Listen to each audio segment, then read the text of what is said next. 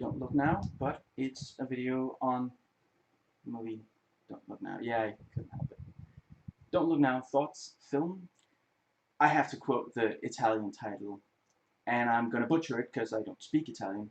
A Venezia un dicembre rosso shocking, which is literally in Venice a shocking red December, which really is such a more fun and colorful title. But then, I mean, Italian movies do tend to be like that's sorry, Italian horror movies do tend to be very visceral from what I've seen. So they probably do like their titles very yeah. I've seen a few, but I think I always read the English titles, so I don't know if all their horror movie titles are as but that's a great title.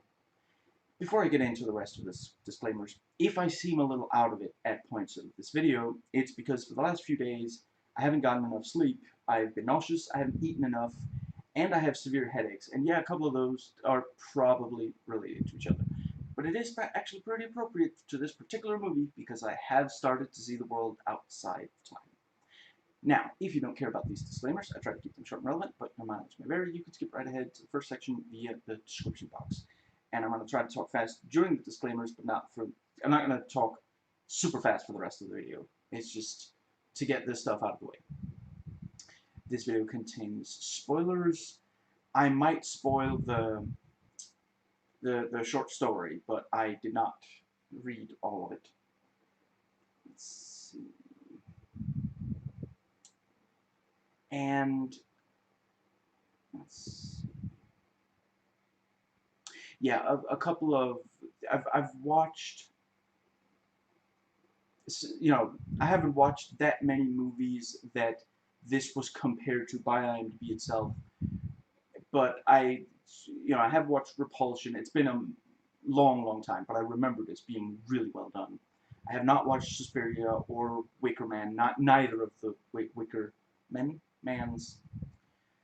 I do love Rosemary's Baby, which is from the same time period, and I really don't need much of an excuse to rewatch that movie. I rewatched it yesterday. Now,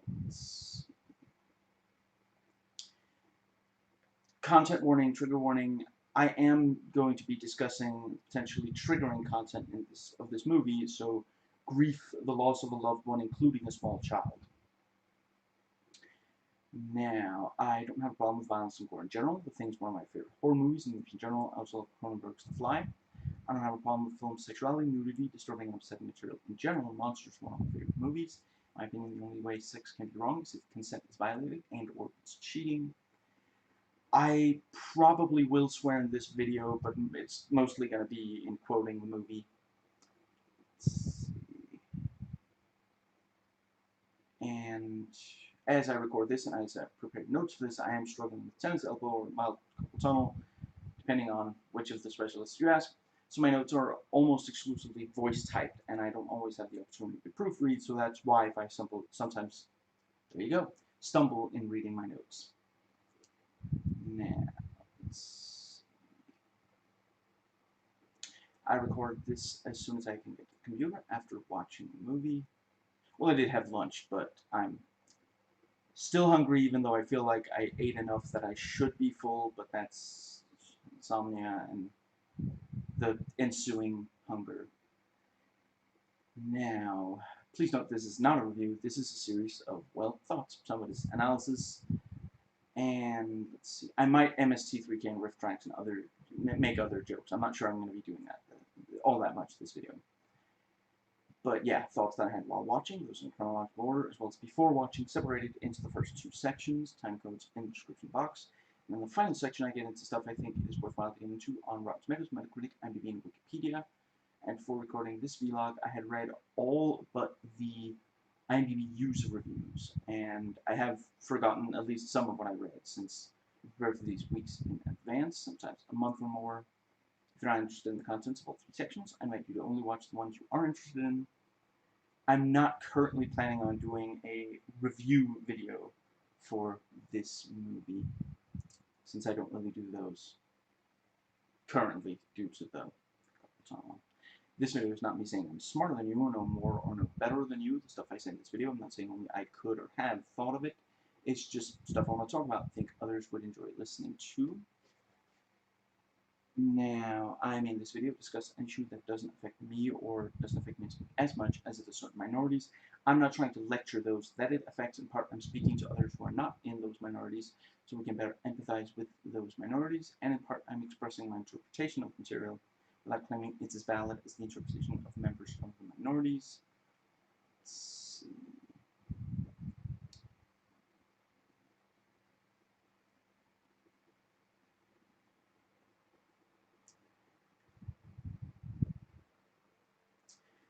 As much as I love the horror genre, it does tend to treat women badly. Treat them as disposable, using misogynist tropes. Depicting them as, useless, not strong. They're sexualized against their will, and/or they're only there for the purpose of being sexualized. They're sexually assaulted or raped without the film exploring the effects of it. And honestly, this movie fares very well in those regards. There's really no female character that's disposable. Yeah, really, I don't think any of the female characters fall under any of the categories I just mentioned. I really appreciate that it's actually there's only one sex scene. In that scene, she's the one who initiates the sex. A lot of people still feel like sex is something that a man takes from a woman, when really, when it's healthy, it's a mutual thing. And here, yeah, she's the one who initiates, and they clearly both enjoy the sex. And yeah, it's handled very well. I never, you don't spend the rest of the movie thinking of her as just a sex object. The movie has thoroughly humanized her before, I wish it weren't so, but a lot of movies, if the first thing you see of a female character is them in some sort of sexual situation, for a lot, that's going to be how the character is defined. Now, let's see.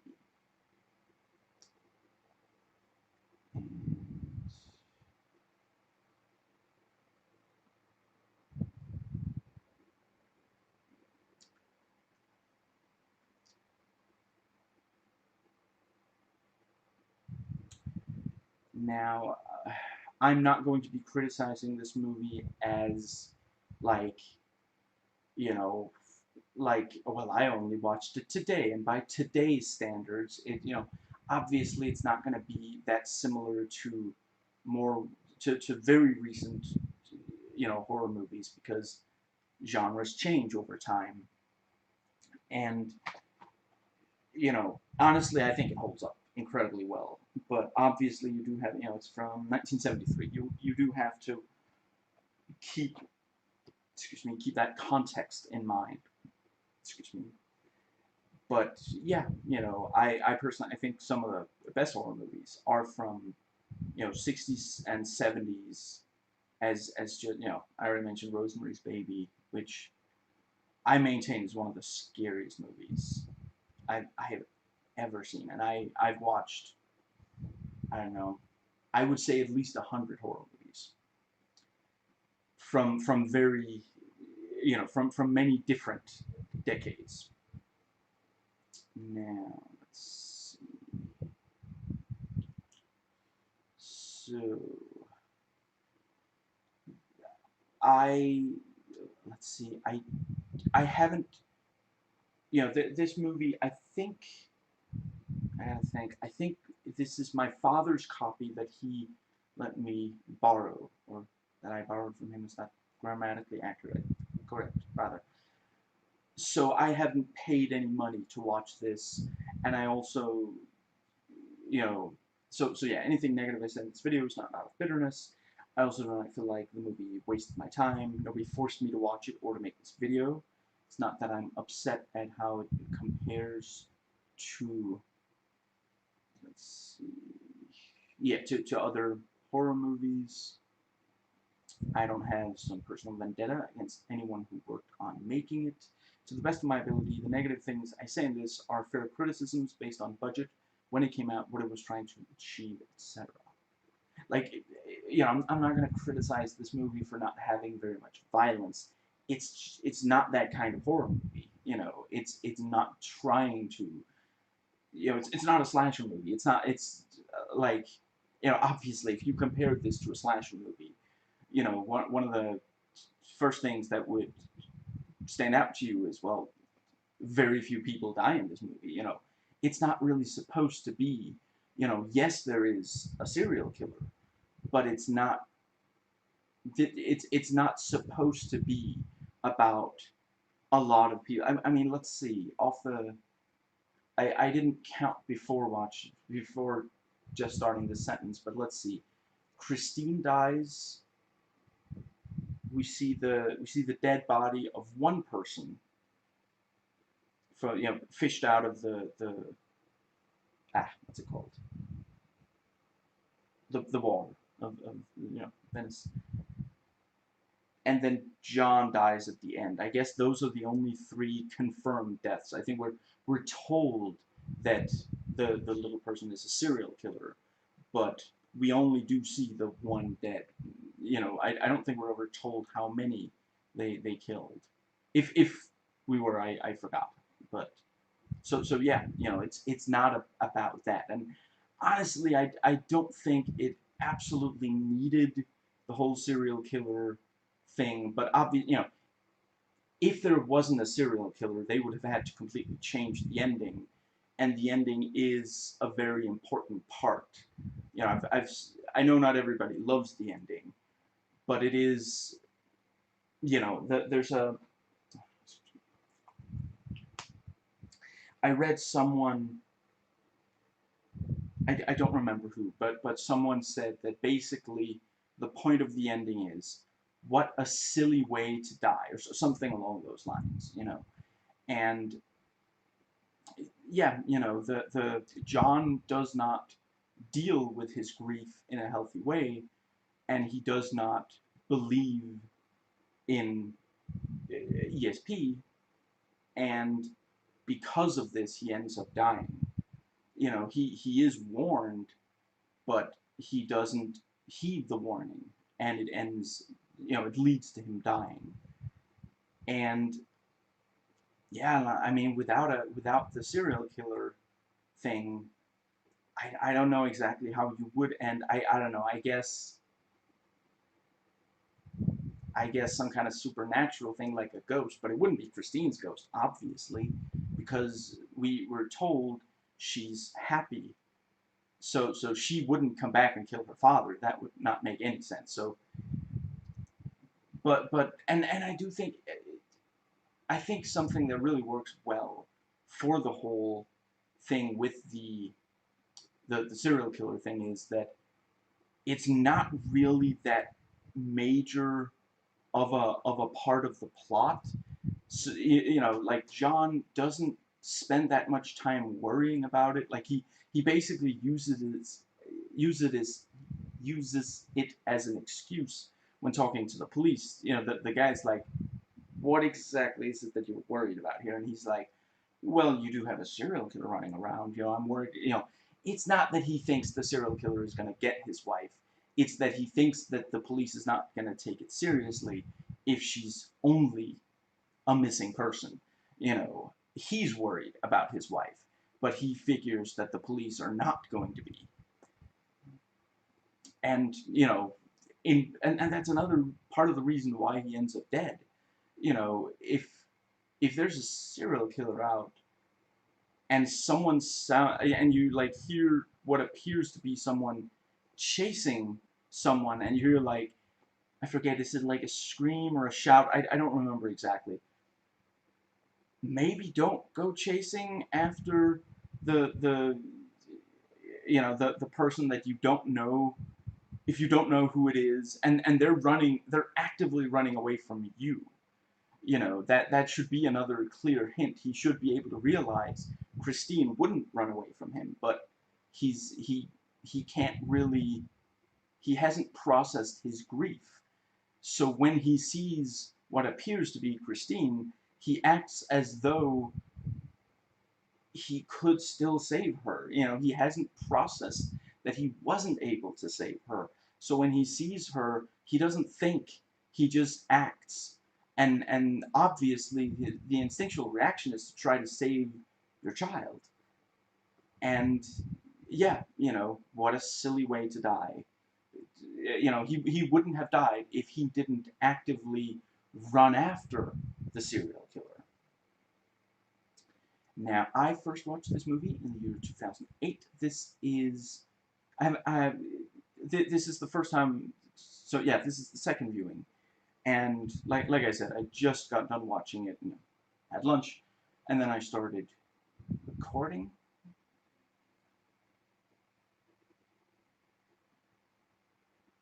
I'm not sure how many jokes I'm going to make in this video, but my making jokes on this should not be taken as me thinking the thing I'm joking about is actually bad, or me wanting to make light of the subject. I simply find it very difficult not to MST3K and overanalyze everything that I watch. Now, let's see. So, let's see. My own quote-unquote film critic rating for this movie is a 9 out of 10, and that is also my personal rating. And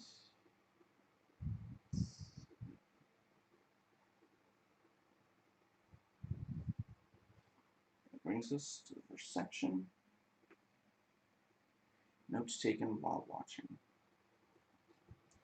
I really like that the movie immediately hits you with image and sound. It doesn't fade in. It doesn't start on some image that is like not the you know, not necessarily the scariest. We start with this chaotic, dramatic image of the rain and the pond, and I mean, basically, we don't know exactly why. I mean, I guess unless you read that she drowns, that Christine drowns, but clearly, like there's something. You know, we immediately get a sense that there's something wrong here. It's uncomfortable to the rain and the pond make us legitimately uncomfortable, and you know, ultimately, you know, yeah, as we find out not very long after, both, the rain, that's why Christine was wearing the what's it called? The raincoat. And the pond is where she drowned. I'm not 100% certain if that is the same pond or if yeah, but or wait, is that the pond? Is that the part of the where you see her reflection? I'm not entirely sure. And John looks over the what are they called again? The photo thing, yeah, and he sees a figure in a red, what's it called? Yeah, it looks like the raincoat. And it cuts to Christine, both linking the two in the audience's mind, and as a reflection of the fact that it makes him think of Christine. And I guess, let's see, I guess the idea must be that when the photo was taken, the little person was in church, and she was wearing the red coat. I I guess that must be what it means. And by the time that Laura sees that photo, there's been spilt, on it, so she doesn't see Christine in the red coat. let's see, I think,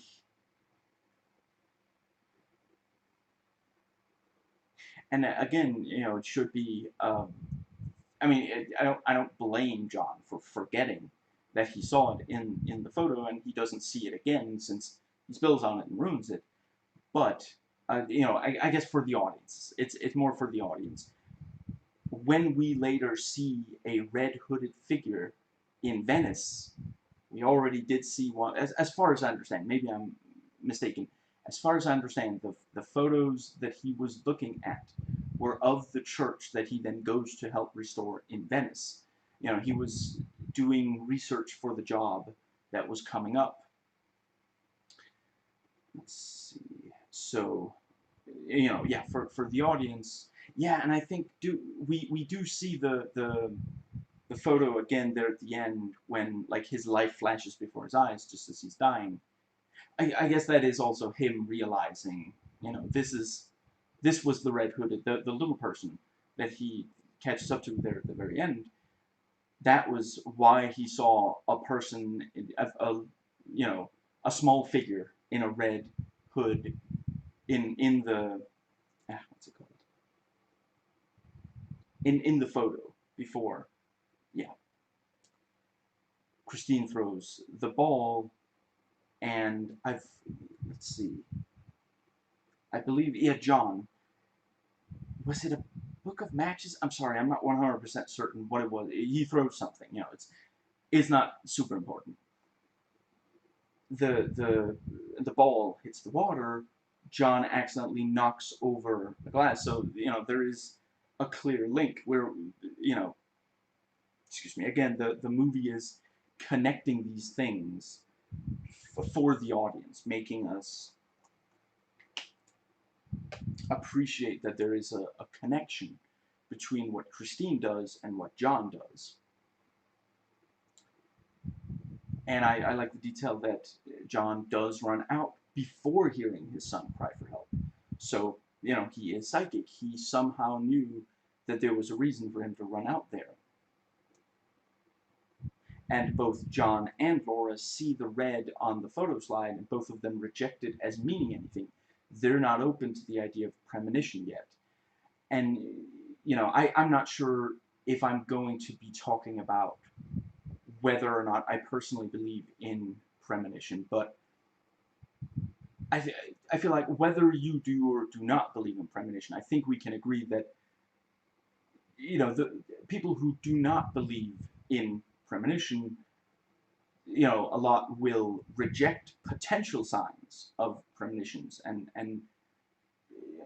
psychic connections as coincidence or the like. And very powerful smash cut from Laura seeing, screaming at seeing Christine dead, to the whining noise of the power drill.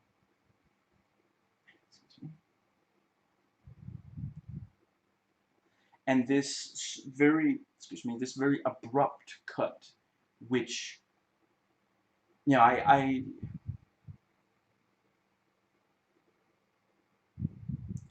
I'm going to quote a friend of mine who taught me a lot about movies.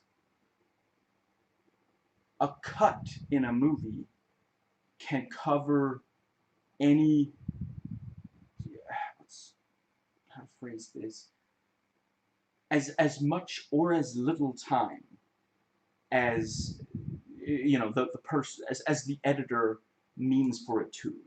When it cuts to another, to a different angle, or angle, take, whatever, it can be that it didn't cut in time at all, like no time passed, it's cutting,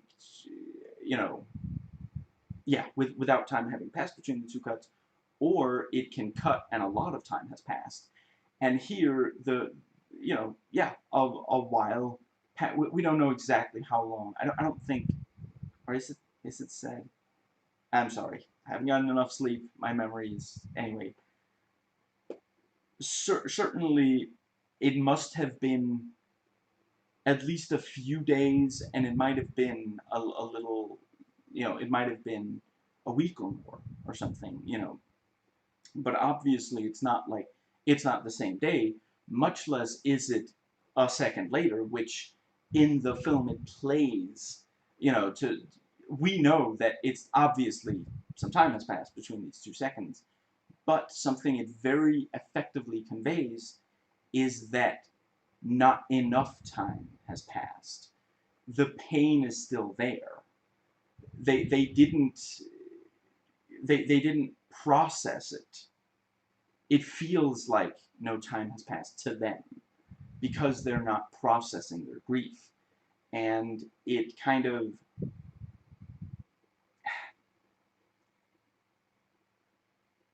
let's see, and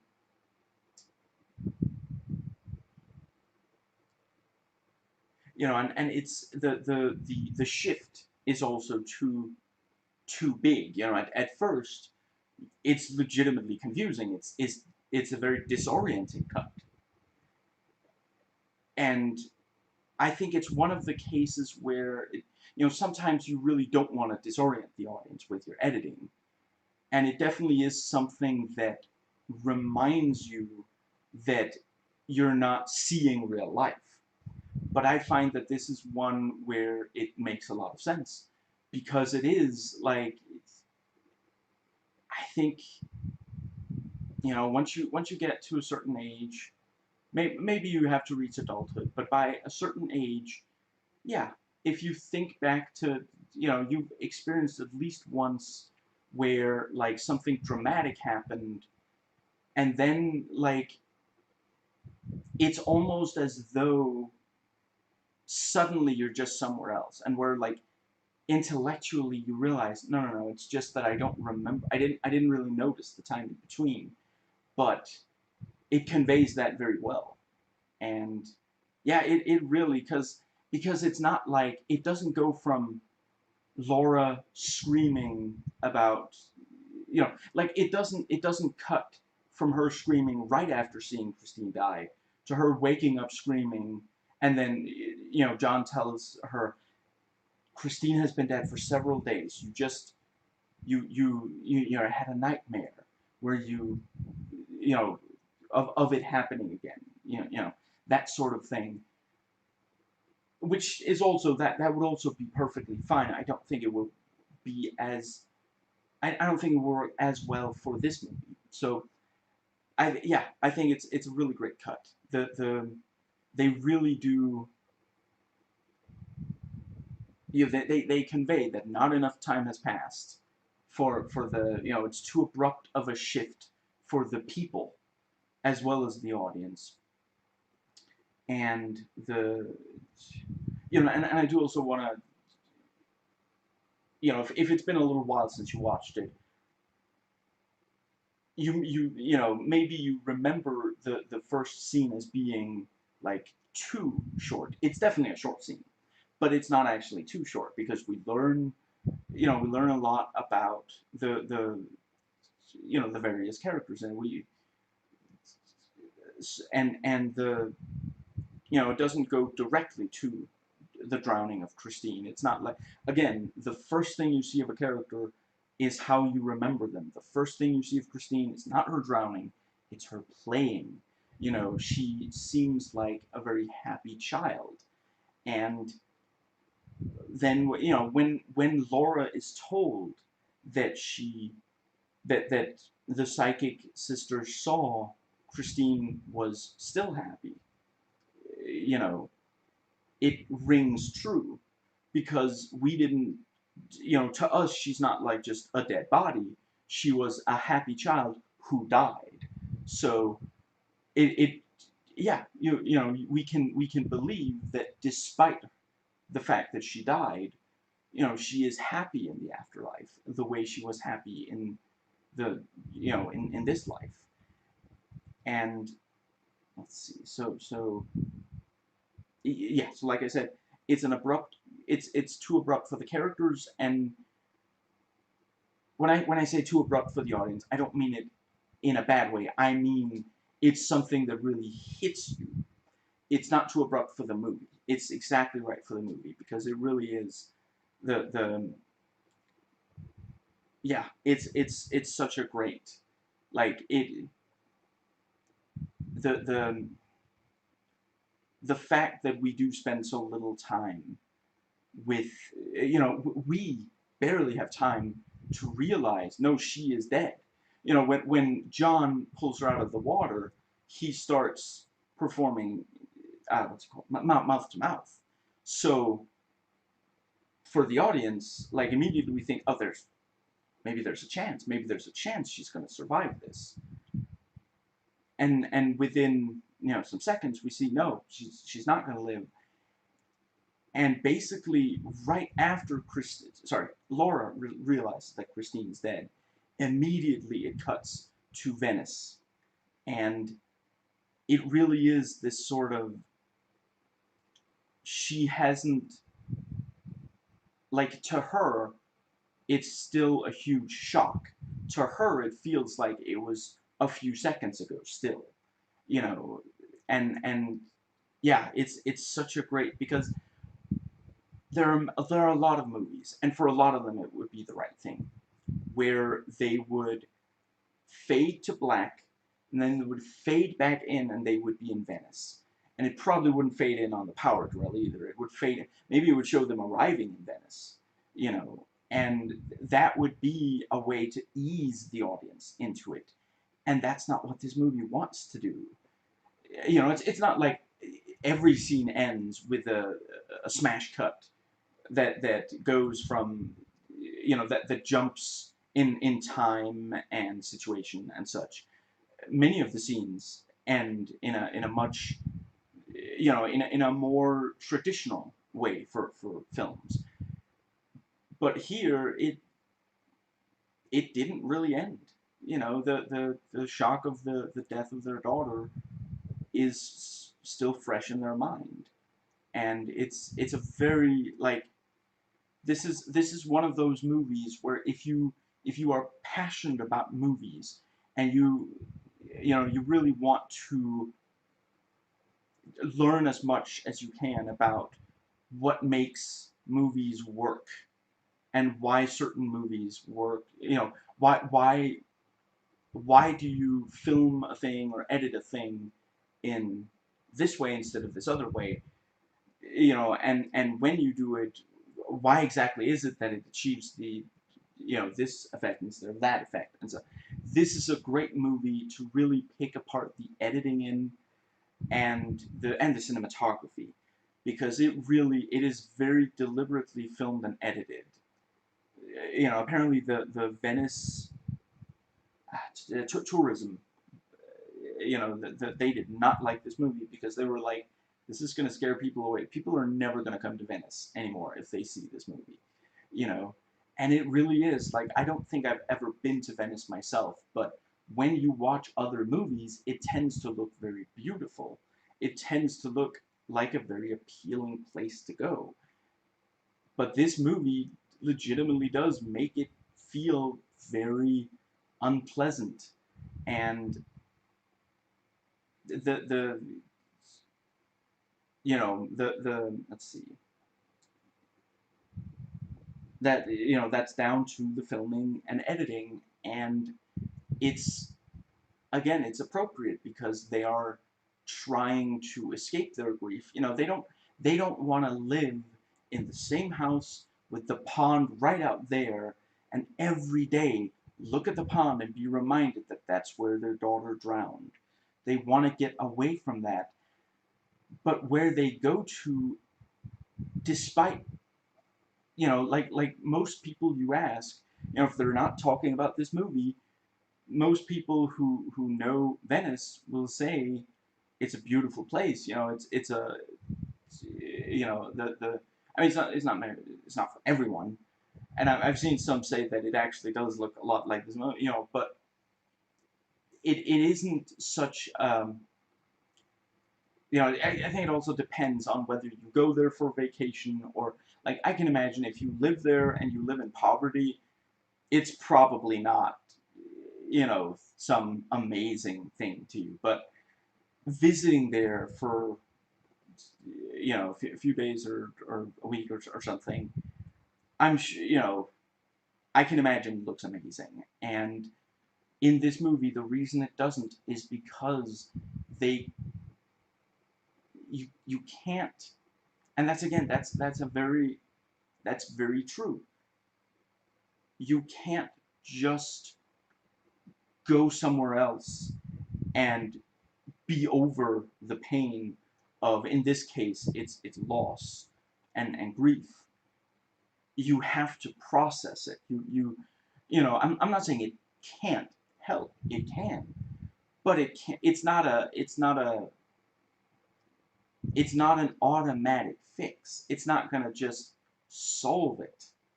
And I don't necessarily think that they believe that it would solve it, you know, but but they definitely, you know, they felt a need to get away from the house. But I do think it is very appropriate that the movie doesn't present Venice as some beautiful, wonderful place to be, because they don't feel, excuse me, they're not that, like,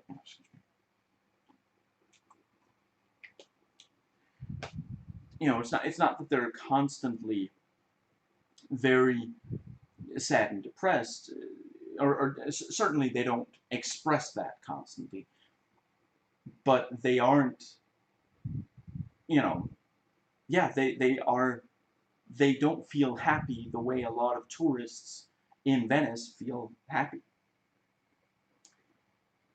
Another sign that John is psychic is that he complains about the cold right before the, was it the door, I forget, but you know, actually blows open and makes it cold. And again, he and Laura both ignore it, because if you don't believe in ESP, you know, you're, yeah, it doesn't look like a sign of ESP.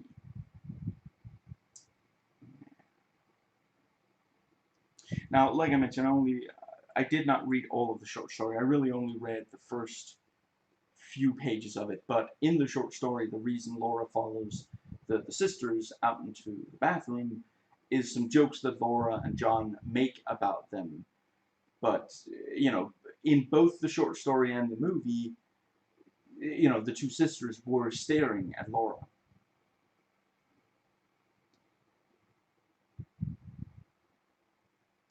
So they go to the hospital after Laura fainted.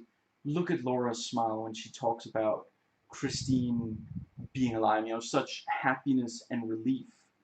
And, you know, John, you know, obviously part of it is that he doesn't believe in the psychic, but he also he isn't able to find any relief in what Laura tells him. And it's not that Laura, you know, when we meet Laura, she is like, she literally, the first thing is she's looking up in a book because there's this, you know, very scientific, you know, she I forget if we're ever told what she does for a living, but we do see that she is a person who believes in science.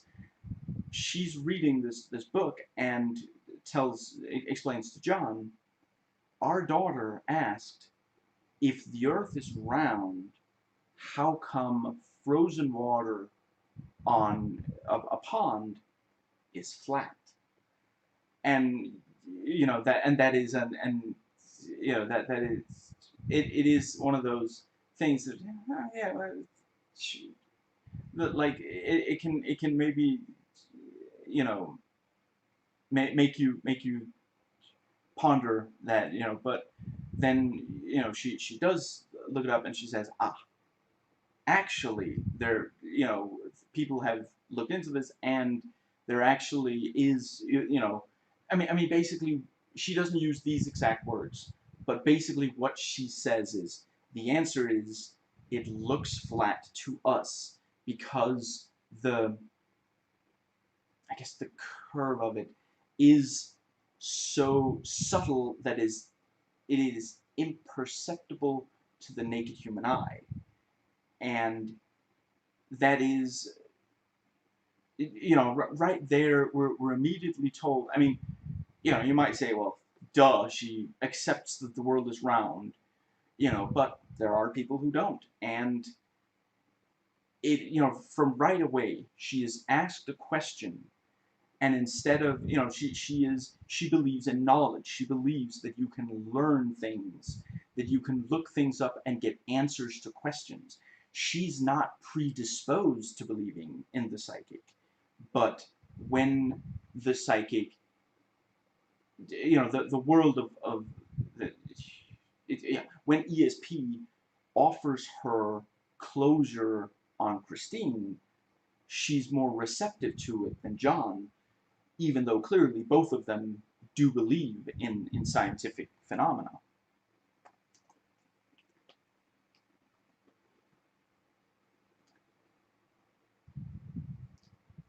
If I recall, in the short story, yeah, I'm almost certain that that's actually, apparently originally the short story didn't have a title, but they later they decided to call it "Don't Look Now" because I don't know if it's the only reason, but the first three words of the short story literally are "Don't look now," and it's John telling Laura that there are these two sisters. I think they're twins in the short story, or one of them talks about them being twins, something. And yeah, so you know, in the short story, we start in media res, in, you know, as these two are already talking and we don't know exactly who they are from right away. It starts with the restaurant scene with the you know, the psychic sister and the other, and then, you know, we get this flashback to, you know, John thinks to himself about the death of their daughter, and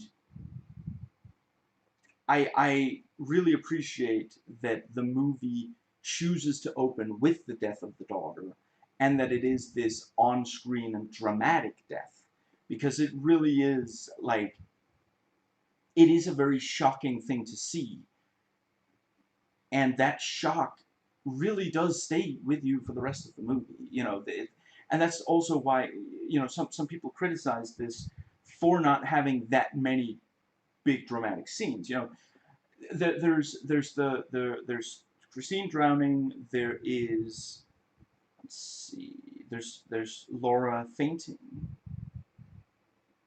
Let's see, there's when uh, John, when John almost dies from the, you know, when he's on the what's it called, the platform that, you know, where he almost falls. And then there's the very ending. I'm gonna group the entire ending together as one shocking event. It's not really fair to count it. So those four, you know, and really, again, at the end of the day, the only two times we see someone die is at, yeah, at the very start and at the very end, and the two are connected through the John not having processed his grief, not having coped with the loss. And yeah, it's a very, very smart way. And, you know, obviously there are going to be people. I think it's very important to, when you know, if you read a criticism of a horror movie, it's important to note whether the person writing the criticism, you know, if they are a fan of horror movies, or if they basically think that horror is fundamentally wrong, that you, for example, shouldn't show violent things, including death, in movies. You know, obviously there are going to be people who are simply not going to, who find it reprehensible to show the death of a child at all, and I completely understand. I personally, you know, I don't, the thing is that it's not gratuitous, because everything in the movie, everything that happens after Christine dies is colored by the fact that Christine died, and that she died so,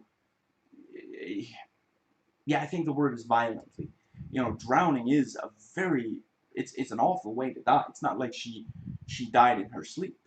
You know, everything is colored by that, and obviously it can't always be like that, but I do think that is some of the best, you know, that's part of why it's such an excellent movie, an excellent horror movie, because really, there, you know, like I said, there are two deaths that happen on screen.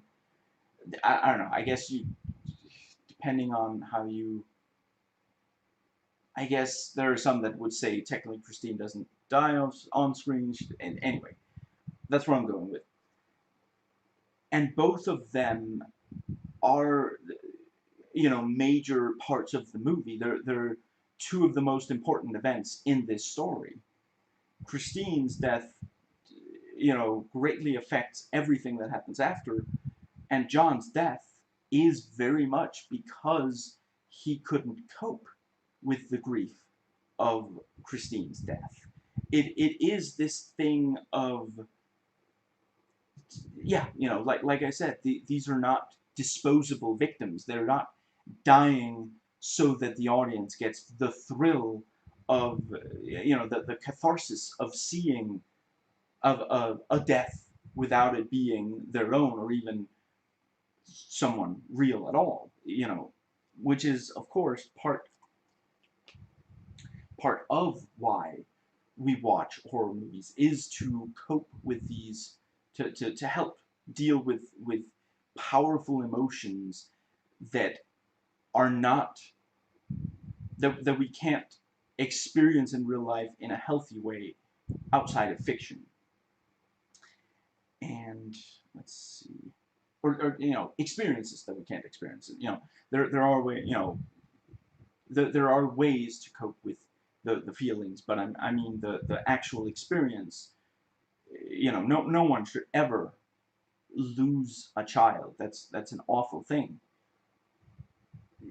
You know, the let's see, so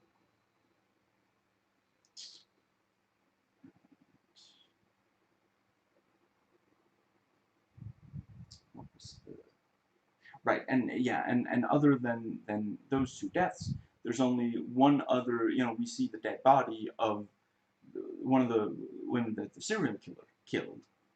So, you know, and that helps. You know, that makes it very concrete that there is a killer out there. This is not like someone heard a noise and called the police and it's a huge overreaction. No, they found a body. There is a killer out there. You know, so which again is critical for the ending to work. John and Laura feel like a real couple. The you know, right after talking to the ah, I'm terrible with titles. Bishop, I want to say he was a bishop. You know, she asks him, she asks John, why did he ask if I was a Christian? Because you kissed his ring. Why would you do that? And she's like, you know, awkwardly laughing, and it's just they're very, it feels very genuine. You know, this is how real people talk to each other. You know, it's not this kind of Hollywood dialogue.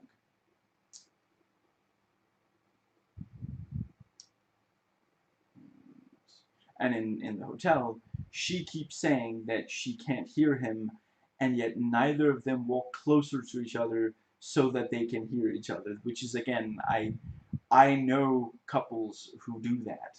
You know, who the one of them will say something, and the other one will say, "I can't hear you," and the person will just repeat it instead of walking closer, or like, you know, if there's something making noise, maybe turning it off so they can have a conversation. But yeah.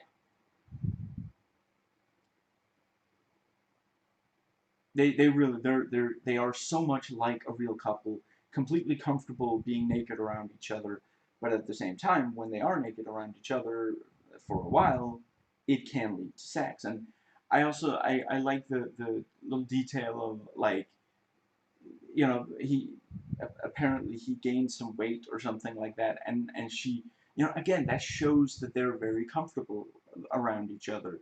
That, that's not something you tell someone that you've only been dating for a little while or something, but they're so comfortable, and he doesn't take it very hard either. So, that it's clear that this is just, he knows that she's not trying to insult him, and, she knew that he wouldn't be upset, and maybe he wanted to know. He does immediately check his weight on the scale. So, maybe it is the, yeah, he would want her to know, and it's not like any of his friends have, think about telling him something like that. I don't really have anything to add about the sex scene. Others have done a great job discussing it. I will simply say that I think they made the right choices in how it's edited, and I don't think it feels, to me, it doesn't feel gratuitous. It feels like a natural part of the relationship.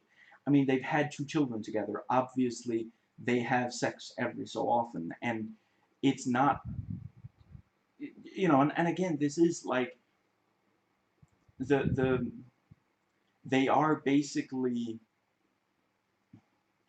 they are trying to have a normal life despite Christine's death.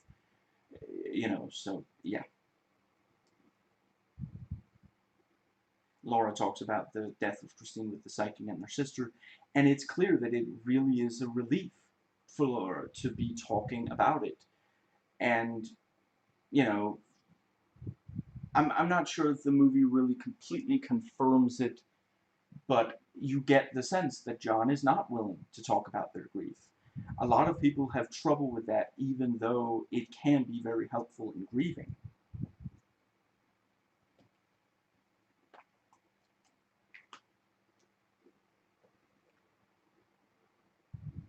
Laura confronts John that he was the one who insisted they move to near the pond. Clearly this is something that she has felt the need to bring up for a while, which is why it comes out like that. And she's not even, like, really accusatory. It's just, it's basically right under the surface for her. So when she gets, like, they're arguing about whether it's a good idea to go talk to these two sisters, and it's not like a shouty argument, but you know, they're both fairly determined, that they're both pretty convinced that they are in the right and the other one is mistaken. And because of that, they they firmly hold on to, and they try to argue for their point of view. And in this, when she gets into arguing about it, it just comes out. You were the one who wanted us to live there. And it is also clear that he does feel bad about that. And, excuse me, it is this thing of just, it's difficult to deal with something like that, because some part of her feels, logically, both of them know that it wasn't that he didn't care, it was that he didn't think that either, he didn't think that that either of their children would drown. But some part, yeah, honestly, both of them, probably some part of them feel like maybe it wouldn't have happened. Maybe the you know, maybe it is, and again, you know, this is where,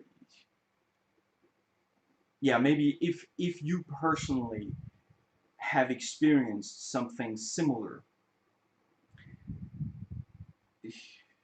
I'm gonna try to watch my words, but the following might be upsetting. So if it might be triggering for you, mute and fast forward to when I lower my finger. part of both of them possibly feel like, I don't know if fault is the right term to use. That might be too strong of a word to use. But that it's that he should have thought that that could happen. They shouldn't have moved there. Their daughter would still be alive if they hadn't moved there.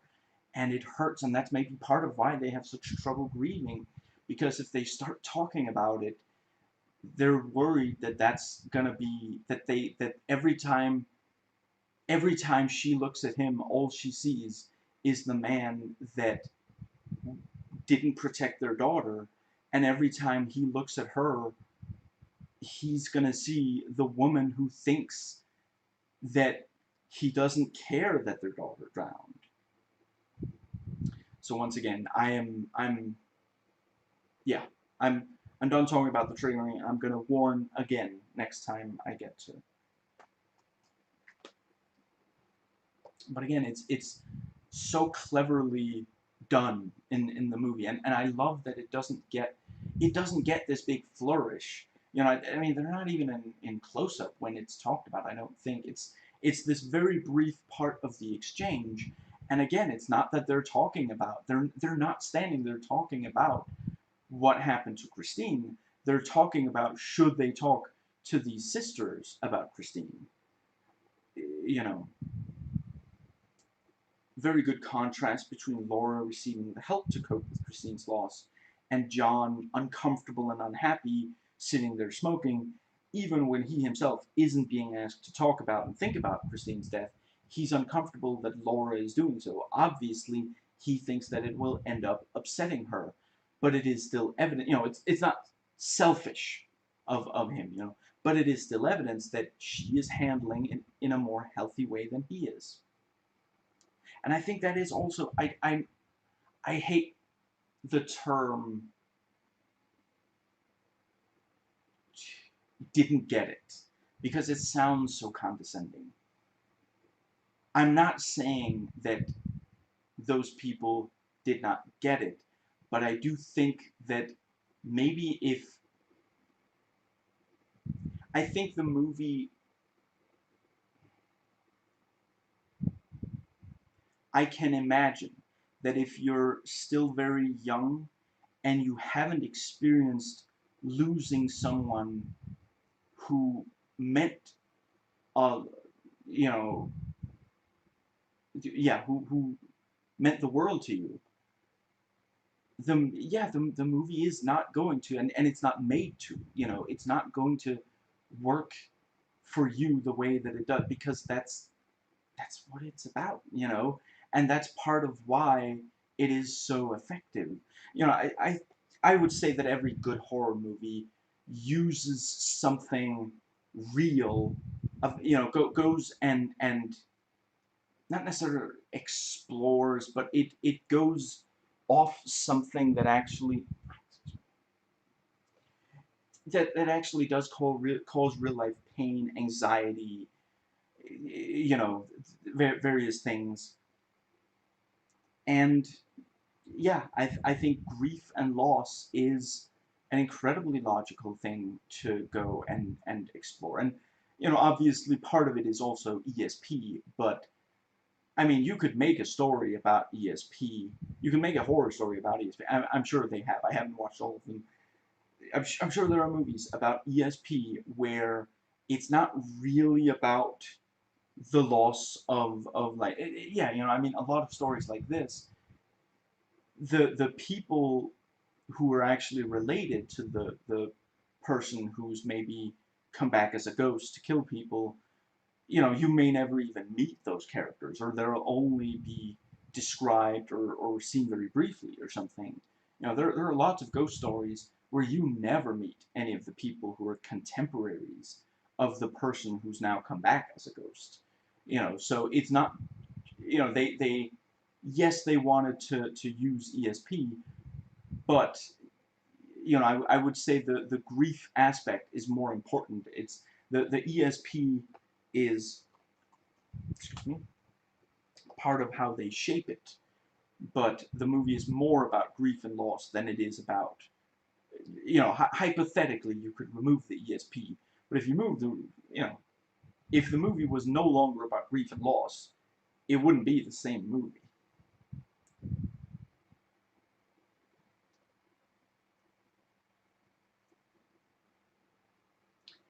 Laurie pleads with John to leave Venice with her, and he puts it off, saying, he's going to do it in the weekend. So part of the reason that he ends up dead by the end of the movie is that he doesn't believe in the psychic warning to leave Venice, and she does.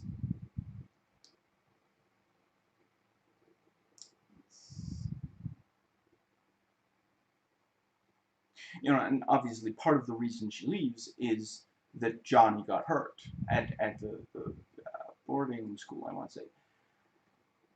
But they were warned, the psychic sister specifically tells Laura, and I think she tells John, she said something bad is going to happen to you if you don't leave Venice, and he doesn't. And the second time that Laura tries to convince him, she doesn't even invoke the psychic warning. She just asks, "Please come with me. Can't you leave now? Do you really have to stay and leave later?" And yeah, and the bishop can sense that something's wrong, so John tells him about Johnny and that his wife left, and the bishop says, "You should have gone with her."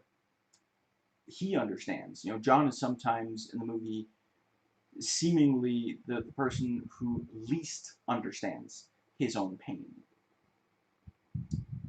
John almost falling is extremely tense, both before hanging by the rope and during. Just the setup. I mean, from right away you can tell this is not, and this is obviously where if you don't like horror movies, it's really going to bother you. That it's like, why would you wouldn't go up there? The viewer would not go up on that platform. You would say, you have to find me something that looks more stable. It looks way too, but he did, from right away we can tell this is not going to go well. He does get up there, and we see the plank thing, start to, and it falls and it crashes through the glass, and he ends up hanging there, and they try to pull him in. I appreciate that it takes several attempts to pull him in. He's swinging back and forth.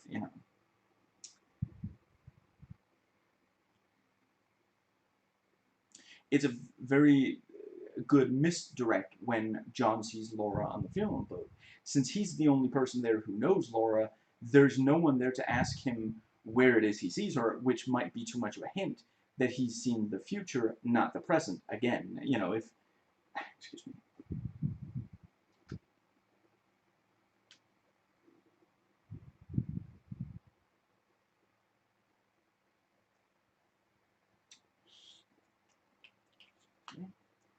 Okay.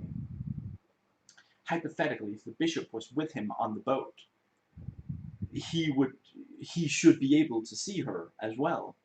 So John, I mean, really, there wasn't a funeral boat there at all, was there? He was seeing that the funeral boat would pass through there after he had died, some several days later. So, he would have been like, that was Laura, and the bishop would have been, where? On the funeral boat. What funeral boat? And that, I think that might be too strong of a hint. Very painful for John to find a child's doll in the water, since Christine was playing with it all right before she drowned. And I've seen some people, say, "Oh, what an idiot, going to a place full of water after his daughter drowns." It's again one of those things, like maybe you or I in the audience wouldn't do it, but obviously the reason is that the movie is saying he cannot escape water. He is constantly being reminded of which is actually, apparently in the short story, it's not a drowning. It's like it's a disease or something, I think.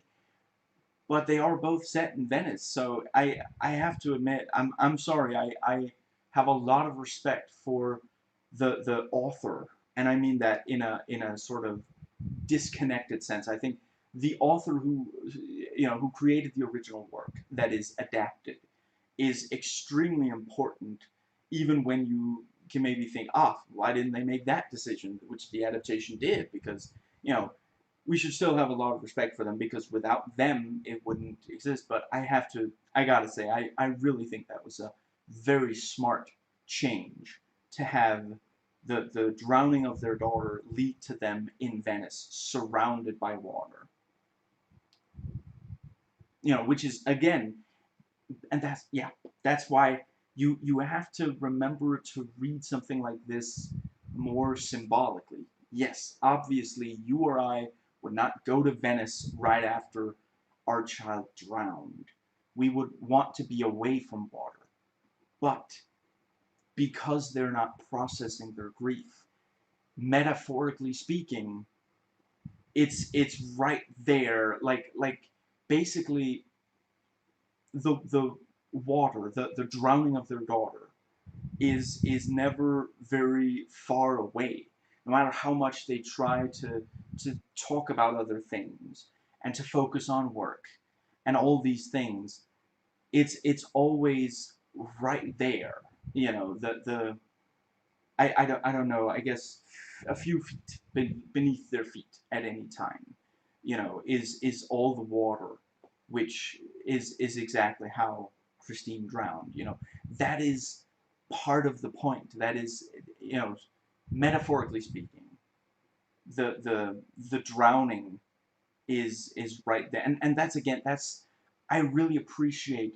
There's not really any time in the movie where we fear that anyone other than Christine would drown. There's never they're at the chase at the end.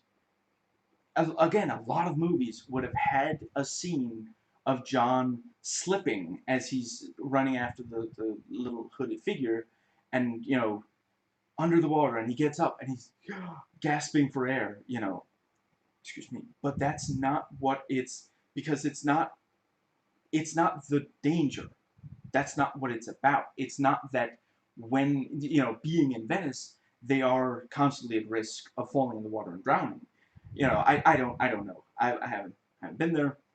It's possible that is in reality that is something that is true, but that's not what the idea is. The idea is that everywhere they go, it's as though like the thing that killed yeah, everywhere they go, the thing that killed Christine is right there. They can never get far. They can never get very far away from it because they haven't processed it, and that is what grief is like. It's there all the time. Even if you think that you are successfully like distracting yourself from it, it's still there until you process it. The policeman that John talks to is really creepy. I read that apparently he didn't understand the English lines that he was delivering, and that's definitely part of it. But they really make him effectively creepy even when he isn't talking.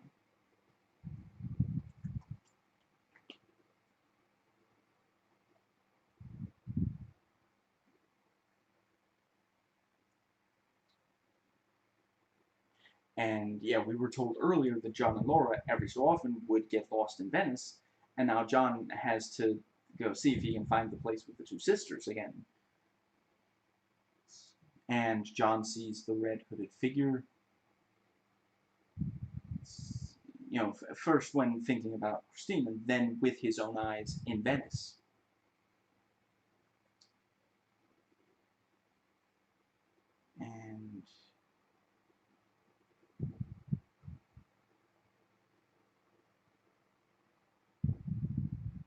And John manages to get to, let's see, John is very surprised that Laura is there on the other end of the phone when, you know, he's called about an update on Johnny, and then Laura is there, and he doesn't really understand because he just saw her. She can't possibly have made it all the way there in you know, when he saw her just, you know, I guess it's been a few hours since, yeah, so like literally, like I'm guessing the flight between Venice and America, I don't know exactly, but I'm guessing that literally she, even if she got on a plane moments after he saw her on the boat, she would not have arrived yet. And I don't think you could you call from the air? I'm not sure passengers could call from the air. And he was just told that, and yeah, he just talked to the people at the boarding school and he recognizes their voices.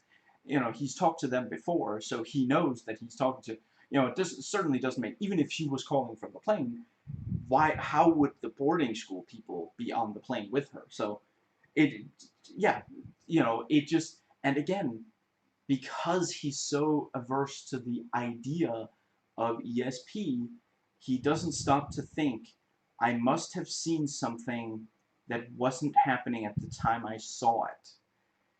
You know, I guess he hasn't been told at that time. Is he ever told? I guess they don't actually tell him at any point that he has the sight. The sisters tell Laura that John has the sight. I'm not sure she tells him, because he gets so upset when she tells him anything that the psychic sister says. So, and yeah, on the phone, John and Laura talk past each other. You know, he tries to express his concern, and she doesn't really seem to understand what he's saying. It's not clear if it's their ability to communicate or if it's a problem with the phone line. And since, you know, we've already seen examples of both being problems. You know, earlier in the movie, there was this, you know, there was a really bad connection between the, you know, the let's see, the boarding school people and the hotel room in Venice. And let's see, yeah, you know, there have been times where the two of them didn't really completely understand what the other was saying. Although I wouldn't say not quite to this extent.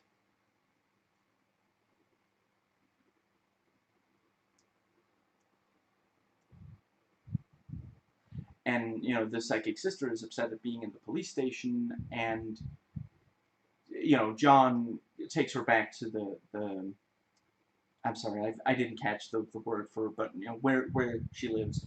Now you know, he feels bad about, you know, telling the police. I mean, the police basically thought that the sisters kidnapped Laura or something, you know, and now he's spoken to her, knows that. Oh wait, sorry, England was in an English boarding school. Sorry, yeah, I think it might have been England instead of America. Anyway, they're English, not American, right? Sorry. I'm so used to Americans and American movies, so sometimes I forget. Yeah, I'm pretty sure they actually are a British couple. Yeah, sorry. But yeah, you know, now he knows that she is, you know, she did get on the plane, she arrived, you know, so now, yeah, it's a good, and you know, yeah, the psychic sister, as they're walking back, you know, she talks about how she loves Venice because of the echoes, and her sister hates, you know, for basically the, you know, yeah, the thing she loves about it, the sister hates about it, and it is this thing, it is a theme in the movie that two people can look at the same thing and basically either of them, you know, and they'll see two different things, or they'll think of it in different ways, you know, and yeah, it's very dramatic as the psychic sister basically has a seizure, and you know, John asks, is there anything I can do? And the sister just said, it's, I'll take care of it. And it's one of those things where I can imagine that she probably, a lot of people are very embarrassed about being seen, or having a loved one seen in that situation, and having a seizure or the like. And so yeah, and usually it's not, it's not like this kind of thing happens all the time. She has seizures all the time, but it is usually, this is one of the rare times where she's like, you have to get him back. I got a psychic warning, he's gonna die. Obviously, if this happened more frequently, the non-psychic sister would not be in a hurry to get John out of there, and B, the psychic sister would be like, I told you last time, and you didn't listen then either. This is a very rare occurrence.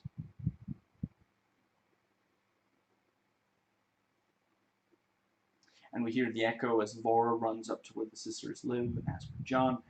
Very, very, like, unsettling, sort of, and just like, I mean, it is like, when you hear an echo, and you don't see the person right away, just like immediately you're like, it's wrong. There's something wrong, because the lizard brain is like, that's a predator. Because if you, like, it's that thing of like, if 9 times, if 9 times out of 10 you hear a strange noise and it's nothing, the but the 10th time it was something. If you run all 10 times, you live. But if you don't run, because you realize 9 times out of 10 it's nothing. Well, if you didn't run when the time it was a predator, you didn't make it. So, evolution, what's it called? Naturally selected, I think it's called, for the trait of, the moment we hear a noise, or like, where did that come from? What was that? Is that dangerous? I feel the movie does a good job of escalating, these scenes near the, yeah, sorry, before the ending. Some of these scenes near the end where two or more characters, essentially talk over each other more than that one says a line and then the other says a line. They'll basically be talking over, as the tension increases, without like a deadly weapon in the scene or something, because again, it's not that sort of horror movie. And the short figure in the red coat is again visually linked to Christine. What's that saying? In her red hood. And John locks the gate, after running through it, thinking that it will help protect his daughter. Very creepy as John walks through the fog to get to who he thinks is Christine there at the end. Very tense as Laura tries to get to John in time. So creepy as John approaches the short figure in red. And excellent editing as John is killed by the short figure. And we see all these clips from earlier in the film, his life flashing before his eyes, and we realize that the reason that she was on a funeral boat was it was his funeral, and that's also why, apparently originally, just real quick and say, I think it is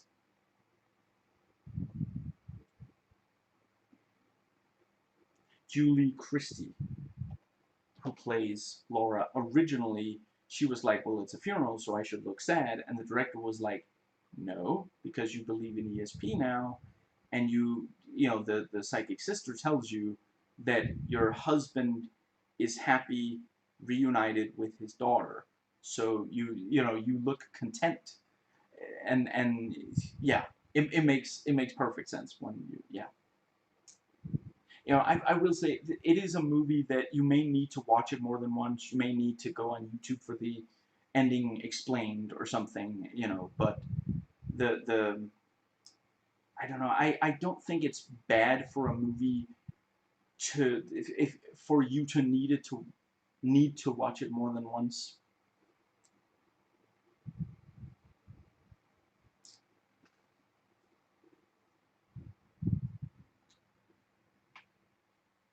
brings us to the second section, which is entitled Notes Taken Before Watching. Now, I opened this section mentioning what else I've seen of the work of the starring actors and crew based on the very top ones listed on Wikipedia, the starring section, not the cast. And, you know, crew also based on that, on the Wikipedia list, the section under the poster. Copied in from Wikipedia or IMDb, so you know what basis for comparison I have for them. And I'm going to, sometimes I bring up similarities where I think cast and crew did better or worse. And I may also mention other famous work by them if it's relevant. Let's see. I have not seen any other movie by, I'm going to try, Nicholas Roeg. You know, I'm not sure I even recognize titles. I think maybe The Man Who Fell to Earth. I think I heard that title before. You know, but yeah, other than that, but, you know, yeah, I'm just going to quote from Wikipedia. He is considered a highly influential filmmaker, with such directors as Steven Soderbergh, Christopher Nolan, and Danny Boyle citing him as such. So, you know, even if I didn't love this movie, I gotta respect and anyone who's inspired, you know, yeah, three of my favorite directors. Obviously, it's, yeah. And let's see. So yeah, the screenplay was written by Alan Scott, who also wrote Daryl and The Girl from Petrovka. Those are the only ones that I've watched. And let's see. Yeah, and Julie Christie was also in Fahrenheit 451, Dragonheart, and Troy. And I have to admit, it's been so long since I watched those that I don't remember what I think of her in those, but I definitely think she did a great job in this. And Donald Sutherland, I think I love him in everything I've seen him in, and yeah, he's great here. The other stuff I've seen him in is Day of the Locust, Eagle Has Landed, Animal House, Eminent Domain, JFK, The Puppet Masters, which if I can find a copy of that, I might have to do a video on it, because I kind of love that movie, and I know it's not, you know, it's not the best thing ever made, but it's just such a cool concept. And I don't know, was there only that one version? I'm not 100%. I feel like it's a concept that deserves being made into, like, you know, it deserves a really incredible movie being made from it. And yeah, I think it's effective for, you know, and it makes you think. And Time to Kill, Virus, love that, yeah.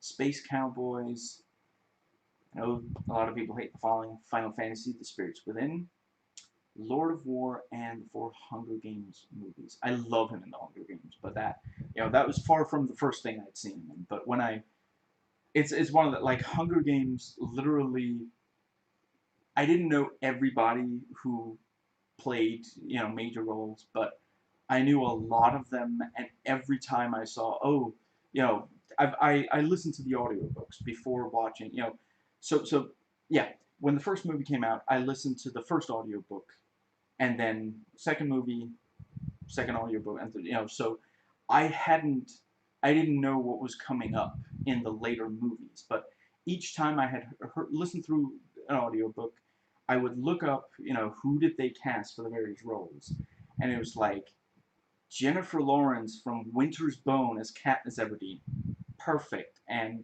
you know, Elizabeth Banks for Effie Trinket, you know, Woody Harrelson, Donald Sutherland, Gina Malone. I mean, Gina Malone, I love Gina Malone in general. I love her as Joanna Mason, and I love Joanna Mason in general. Like, apparently there's, like, some, you know, it's possible that there'll be some other, like, future movie or book or something, possibly both, in that universe. Personally, I would really love more Joanna Mason. She's such, just, I love how much she just despises Katniss and all these other just it's just such a fun character. I absolutely love, you know. Anyway, but yeah, you know, I was really happy when I heard that he was going to play President Snow, and I think he did an incredible job. Now, let's see.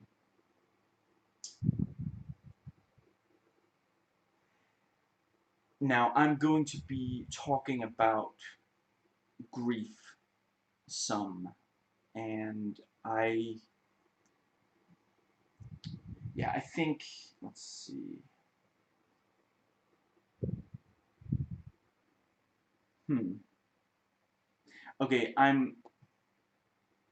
yeah, this is not ideal, but the next time you see me raise and then lower the finger, it means that I'm done talking about grief and loss, or at least in with such detail. So if you fear it might be triggering for you, you know, mute and skip ahead until the next time you see me raise and then lower my index finger. I realize that some of this is not universal. Everyone grieves in a different way, and there's no such thing as a wrong way to grieve. But something I find that this movie does incredibly well, and I think it's part of the appeal for many of the people who love this movie. And I'm not saying that people who don't love it, like, don't get it, is that grief and loss can fundamentally transform who you are as a person. Once you have formed an identity, you can accept it or reject it, identify with it, as it were, and being a parent is a huge, you know, or again, or reject it. And being a parent is a huge chunk of your identity once you become a parent, whether it's by adoption, childbirth, etc. It's one thing if you intentionally reject that role by giving your child up for adoption, for example. It is another thing entirely to have that role ripped away from you, especially when the child is as young as is the case in this movie. Once you become a parent, you are a parent for the rest of your life unless your child dies or you choose to reject your role. And obviously, you're not going to be a parent in the same way for your child's entire life, but your child becoming an adult doesn't mean that you are not still their parent. You know, that's part of why, you know, some people find it very frustrating when they like go home for, you know, to their parents and such for Thanksgiving and Christmas and such, because when they are around their parents, sometimes they, you know, they and their parents start behaving as if they were still, you know, child and parent rather than, you know, rather than now adult, you know. And, you know, in fact, a number of parents have a hard time dealing with coping with the fact that they're no longer a parent in the same way. It can really destroy your identity, destroy who you are, to lose your child at a young age. And obviously by today it's cheesy to say the words children are the future, but there's a reason that that became such a cliche. The next generation are the future. When a child dies, part of the future dies. And if you and your siblings, etc., lose all your children, your entire bloodline dies when you do. Your bloodline will no longer be able to affect the future, and it's a primal urge to try to help shape the future. And if everybody's children die, if no child survives until adulthood, then there's no future for humanity. Eventually, we will die out much sooner than we would otherwise expect to, although with climate change, but that's another story. This is why threats to children is such a strong fear in horror movies. In fact, a lot of movies don't even go there because it is such a terrifying concept to lose all of one's children. When you become a parent, protecting your offspring becomes one of the strongest urges that you feel. You might give up a great deal of things in order to protect your offspring, and if your child dies, it can feel like you failed at such an important part of your responsibility.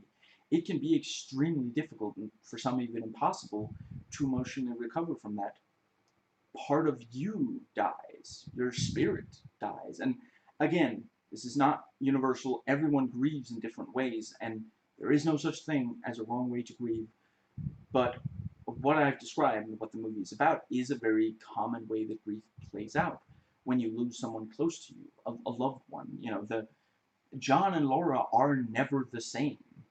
You know, they at times seem as though they are, you know, I mean, and certainly there are times where it doesn't, it's not, they're not talking about it right then and there and such. But look at how little it takes to remind them, you know, how little it takes to bring it back up. So once again, I'm probably still going to be discussing grief, but not, I'm going to try to warn again for the next hour, at least before I get into as potentially triggering detail as I just did.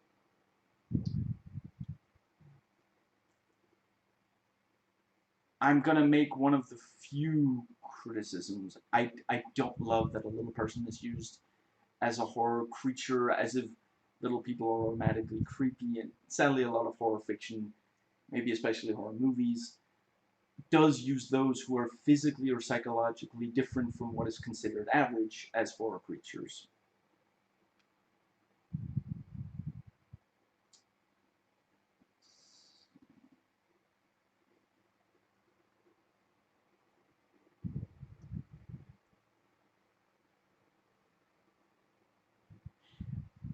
Like I said, I hadn't watched this in like 12 years. When you read some of the negative reviews, honestly, it's the non-linear stuff and the unusual editing really aren't as, like, I don't know. I mean, I get, maybe it's also that I've seen a lot of movies that are a lot more like, I've seen a lot of movies that will actively try to disorient you, where you really have to work very hard to keep up. And yeah, you know that most of those movies were released after this one, so it is, you know, so by the time standards, I'm sure this was considered, you know, but yeah, like the negative reviews will sometimes really blow out of proportion the non-linear stuff and the unusual editing and such.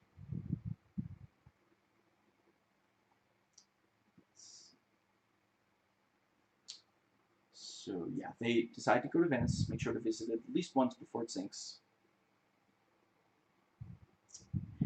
In the trailer, the serial killer plot kind of comes out of nowhere. In the movie, it is more organically, you know, but let's see.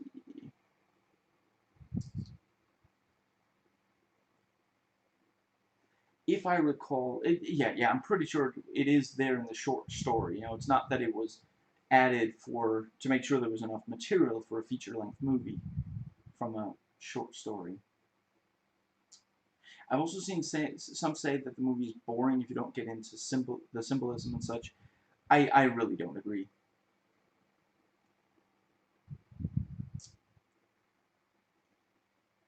Excuse me.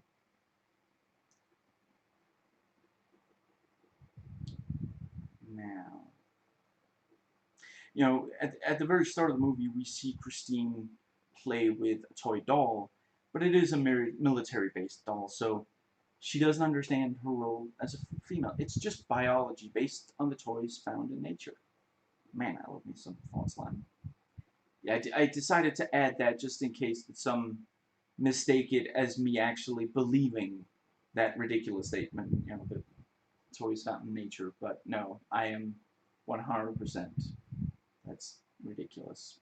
Children should be allowed to, you know, you should be allowed to do what you want as far as gender, you know, what gender you identify as. Anyway, now that I watched some YouTube videos about this movie. Let's see.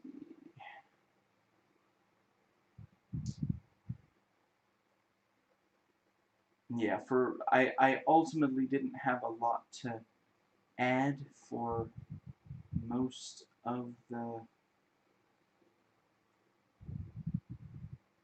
I would say, the ones I found, they were basically all worth watching. So, if you just do a search on YouTube for Don't Look Now, yeah.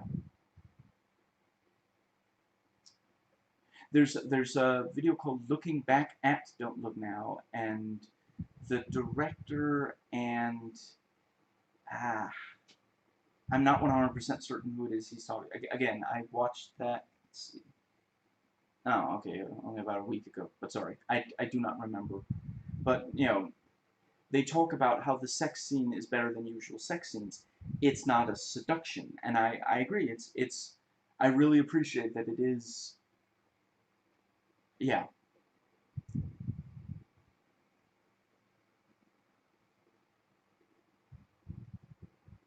and some have made some excellent videos talking about Don't Look Now and grief.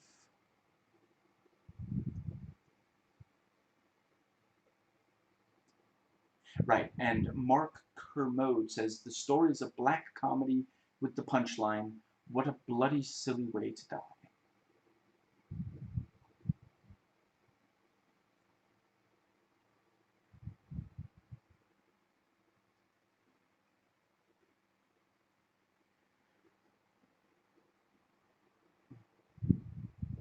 There's a video called "Don't Look Now, It's the Best Hidden Meaning in Horror Movies Ever," 17 and a half minutes.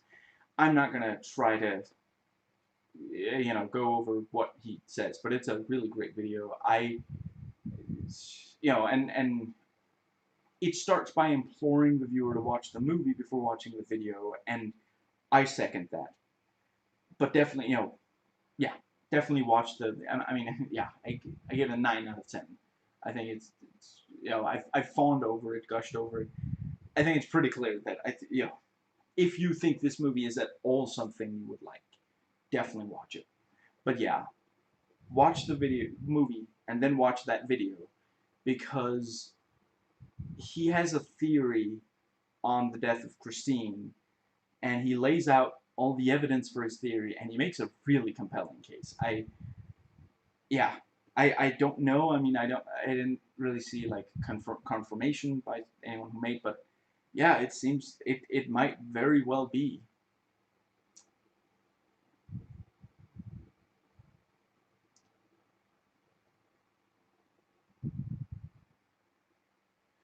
Now let's see.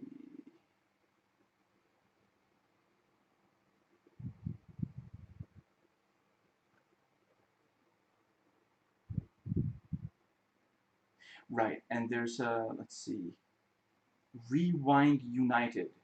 Don't Look Now reviews, what the video is called. 18 minutes, and yeah, among other things, he said, he likes that the couple still get along despite the grief, and I agree, because that is the thing, and that's where some people who don't know any better might look at some couple, yeah, couples, and say, why aren't they grieving? They are grieving. It's just that they're not openly grieving because both of them are worried that they'll lose the other one as well if they start like openly expressing how hard it is. So yeah, it doesn't always tear a couple apart to lose grief. It doesn't, but a lot of people have a hard time grieving because they fear it will. And yeah, and the reviewer points out that the cop says when women get old, they lose their beauty and become indistinguishable from each other. And the reviewer goes on to point out since there's a lot of fiction where older women have gone insane from losing their beauty and turned to violence, maybe that's what happened with the serial killer in the movie. And I think that is a good, and I think that is enough. That I don't think every movie needs to in great detail explain why a serial killer is a serial killer. it makes perfect sense that, you know, that one line about women growing older and becoming, you know, less, you know, becoming harder to distinguish from one another, you know, extrapolate from that that it's a very painful thing for these women, and that that pain can lead to, because I mean, this is a movie about how pain affects people. You know, Laura becomes much more open to ESP. You know, I sincerely doubt that she would have been very open to ESP if Christine hadn't died, or if the ESP wasn't talking about Christine. And, you know, John really, you know, for example, the him chasing this, you know, red hooded figure through the streets of Venice, he wouldn't do that if he didn't think that was, you know, his daughter who had drowned. You know, so yeah, and that's, you know, that's when you know, we're focusing on his grief and his pain when he approaches the figure in the red hood. So the moment that she turns around, you know, you might immediately think, oh, that, you know, the you know, the thing about, you know, women when they age, they become indistinguishable from each other, and that's also part of the, you know, not because this older woman looks like Christine other than the Red Hood, but two women are mistaken for each other, you know, or two females are mistaken for each other.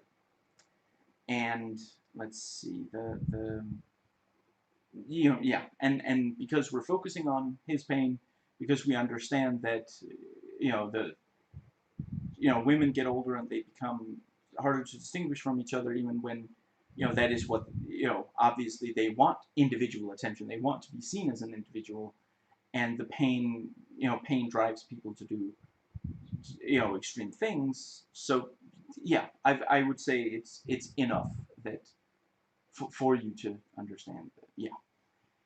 And let's see, there's only, I only found two trailers for the movie.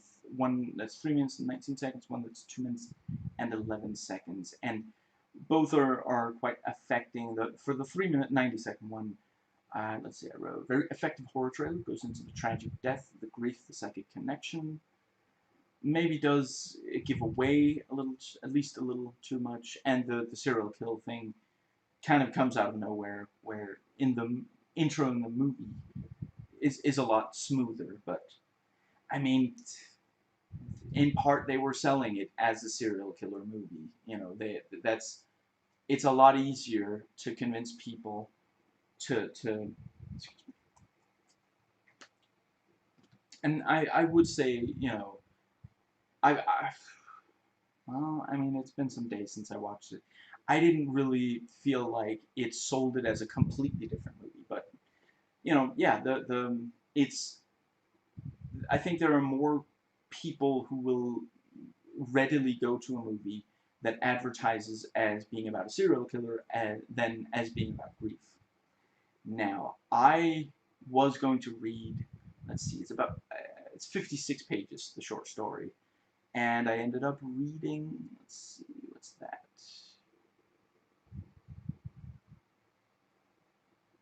5 pages, I think, yeah. And then I did not read anymore for reasons. And I'm just briefly gonna, I'm not gonna make a huge thing of this. I'm just, the you know, they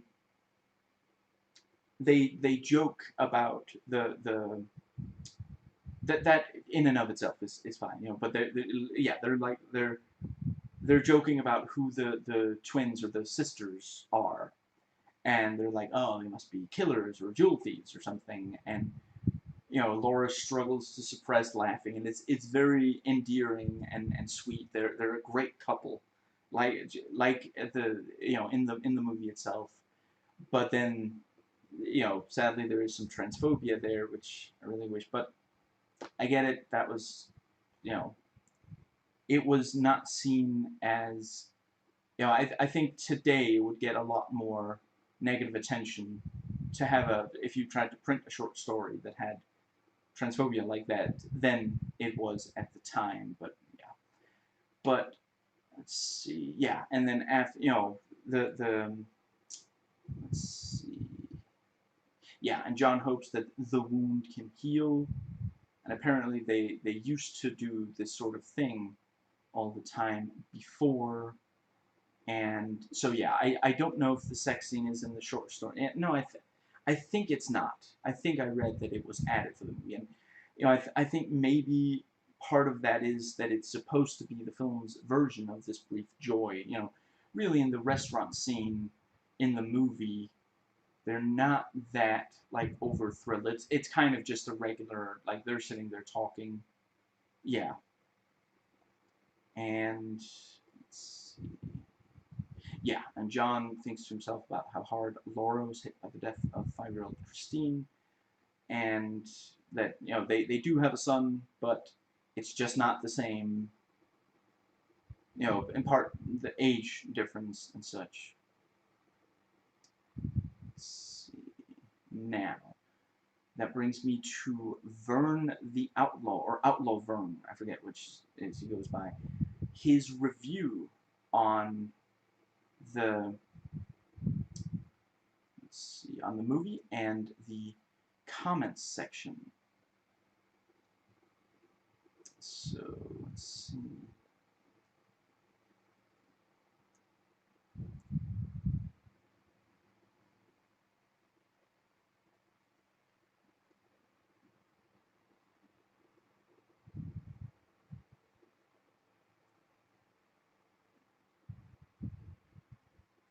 Now, I'm just going to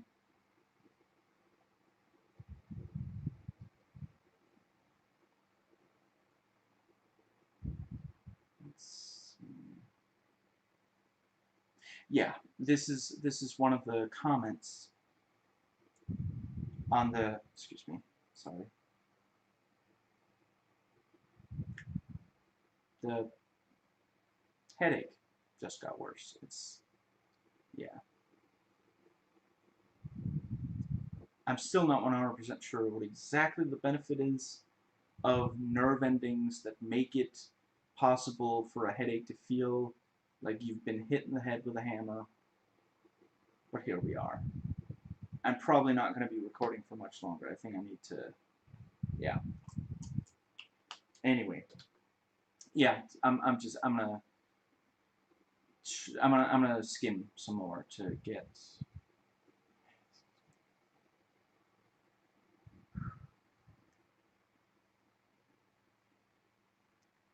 So let's see.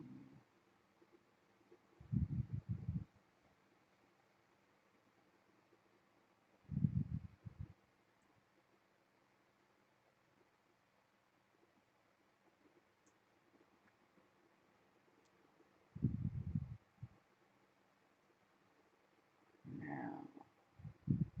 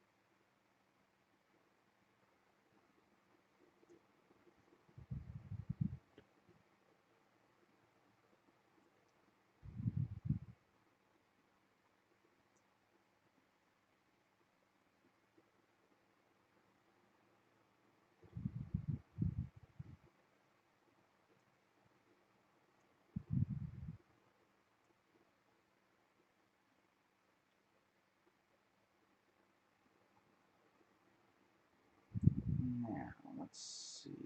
Yeah, so apologies for the dead air.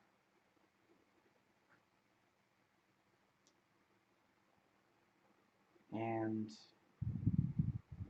I am going to try to quickly get to some other. Okay, let's bring this. Huh. Okay, here we go.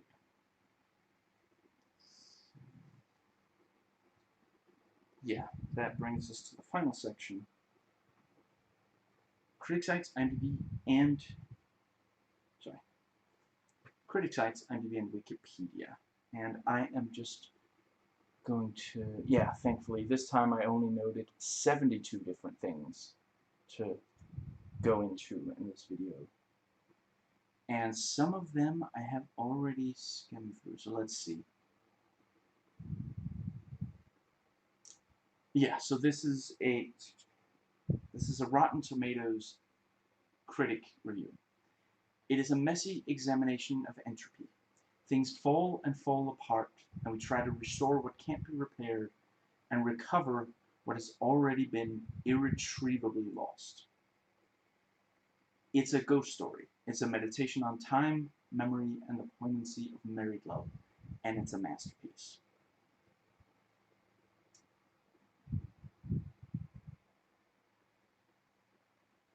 It was maverick British filmmaker Nicholas Roeg's destiny to transform du Maurier's strange psychological thriller into an emphatically mysterious tale of second sight and looming death in 1973. Roeg's purposely disjointed vision keeps you in near constant dread. Like some manic slasher on the loose, Roeg cuts compulsively, severing the natural arteries between cause and effect, to expose a more irrational kind of narrative continuum. A true classic worth looking at not just now, but long into the future. Don't Look Now uses the occult and the inexplicable, as Henry James did, to penetrate the subconscious, to materialize phantoms from the psyche. I'm sure I know who Henry James is. And okay, I think I need to. Yeah, I really need to stop recording some. So I'm going to.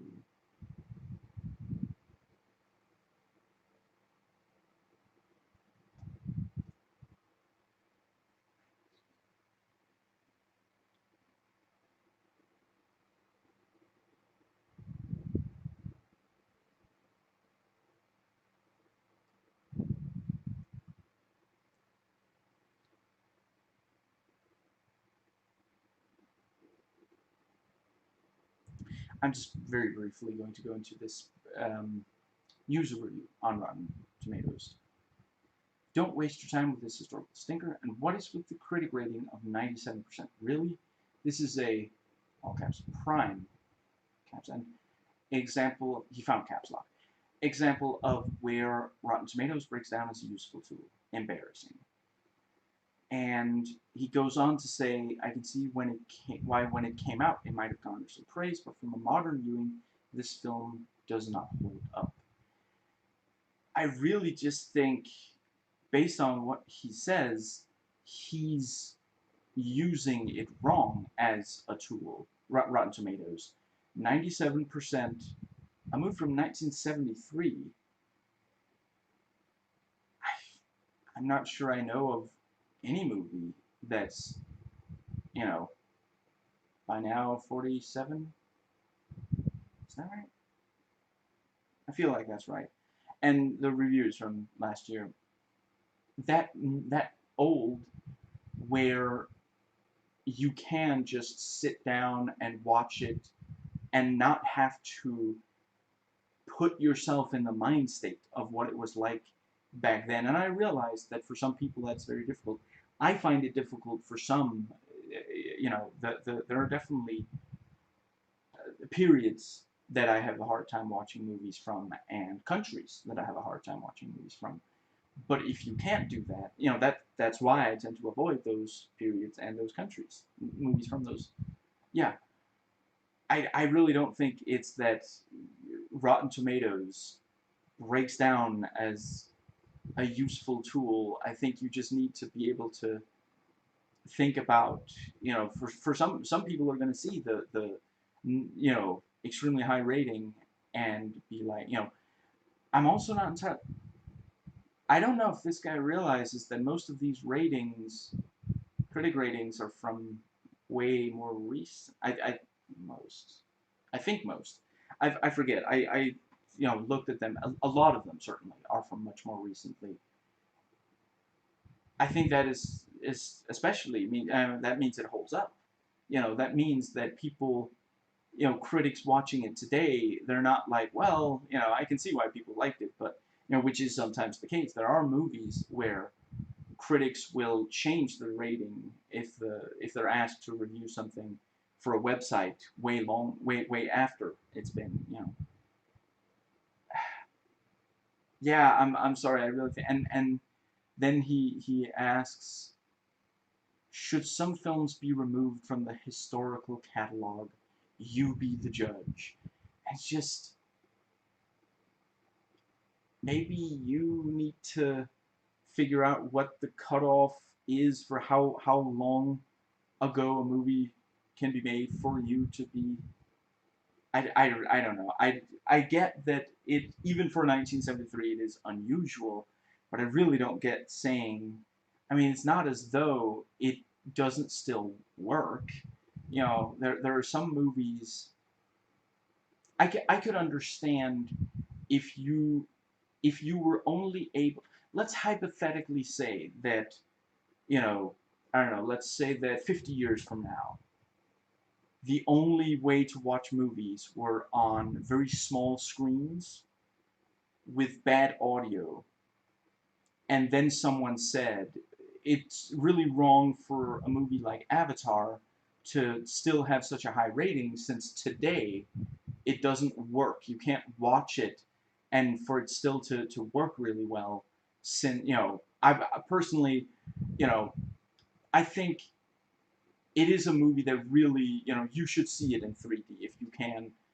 At least once watch Avatar in 3D. If you think it's a movie you might like, I'm not telling anyone to watch that movie if they don't think they're going to like it, because I don't think that movie really, if the concept isn't appealing to you and you don't like James Cameron, I don't think the movie's going to work for you. But the it's definitely a movie that was made for the 3D and for the cinema. Anyway, this movie, if I watched this movie on a tiny screen with bad audio, it would still work really well. Okay, so there's some stuff on IMDb. Yeah, the 5 taglines. It's utter madness, the most harrowing experience that you may ever enjoy. Daphne du Maurier's shattering psychic thriller, a psychic thriller. Past the warning. Don't look now. And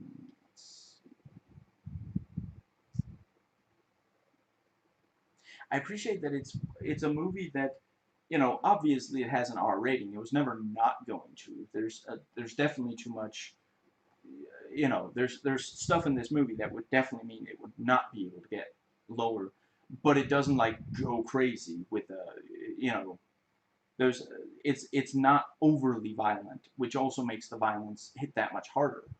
The child drowning and John bleeding out from being cut in the neck. These are extremely shocking, and it is this thing of just what's the word? I've seen movies with way more violence where it ends up numbing, where it doesn't continue to be. I saw someone in Vern's comment section bring up the movie Jason X. That movie has way more death, but you know, it's way less shocking than this. Now, let's see. IMDb, yeah, so about 23.9% of the voters gave it an 8. 23.7 gave it a 7. And yeah, that's about right. That's a good it makes a lot of sense to vote. Okay, now, yeah, so yeah, let's see. The IMDb trivia. Renato Scarpa, who plays Inspector Longhi, didn't speak any English. He just read the lines he'd been given without knowing what they meant.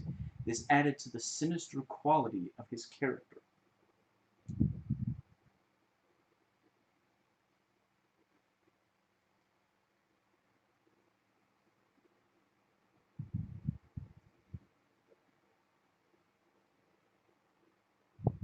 Daphne du Maurier wrote a letter to Nicholas Roeg after seeing the film, congratulating him on making such a strong film from her story.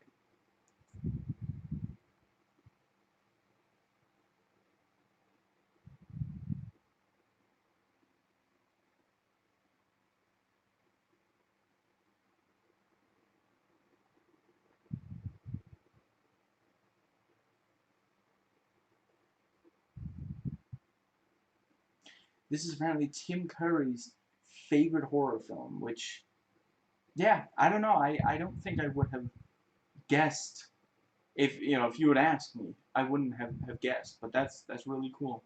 I love his performances. I think it might have been the Nostalgia Critic who said that Tim Curry is basically a cartoon character.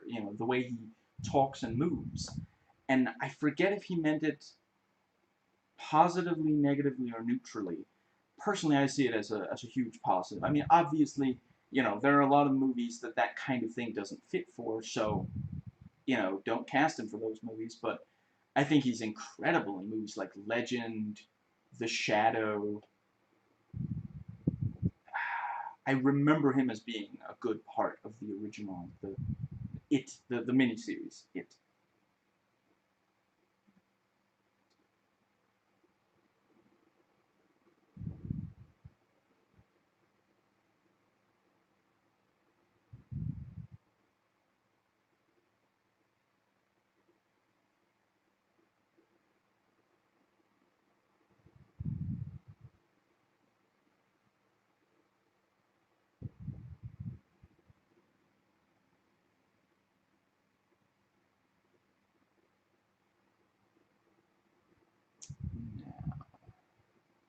I, if you enjoyed this movie, I think the Wikipedia page is well worth reading. It goes into a lot of detail. And it points out things you might not have realized from watching. Now, and that's it. So, yeah, I'm gonna. Yeah, it's almost time for it to be okay for me to take more painkillers, and I'm definitely gonna feel better when I'm able to turn off the lighting, which makes it a bit hotter in here, which is not wonderful when you have a headache and nausea and hunger and feeling sleepy. So, once again, I absolutely love this movie. Hope you enjoyed watching. And, sorry, wow, I'll get it right. I just messed up my own sign off, even though I say it once a week.